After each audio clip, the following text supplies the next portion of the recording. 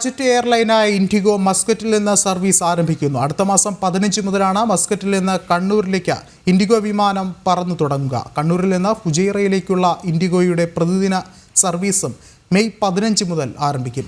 ഒമാനിലെ പ്രവാസികൾക്ക് ഏറെ ആശ്വാസകരമാകുന്നതാണ് സർവീസുകൾ. ഒമാനിലെ മസ്കറ്റിൽ നിന്ന് കണ്ണൂരിലേക്കാണ് ഇൻഡിഗോ എയർലൈൻ സർവീസ് ആരംഭിക്കുന്നത്. മെയ് 15 മുതൽ ചൊവ്വ, വ്യാഴ, ശനി ദിവസങ്ങളിലാണ് ഇൻഡിഗോയുടെ മസ്കറ്റ് കണ്ണൂർ സർവീസ് ഉണ്ടാവുക.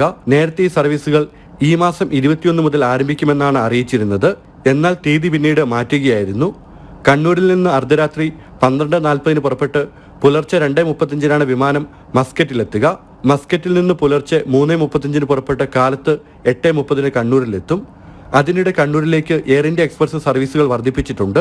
ആഴ്ചയിൽ 7 സർവീസുകൾ എയർ ഇന്ത്യ എക്സ്പ്രസ് മസ്കറ്റിൽ നിന്ന് ആരംഭിച്ചു. ഒരു ദിവസം തിരുവനന്തപുരം വഴി കണ്ണൂരിലേക്ക് സർവീസുകൾ നടത്തുന്നുണ്ട്. കണ്ണൂരിൽ നിന്ന് ഫുജൈറയിലേക്കുള്ള ഇൻഡിഗോയുടെ പ്രതിദിന സർവീസും മെയ് 15 മുതൽ തുടങ്ങും. ജനം, ദുബായ്.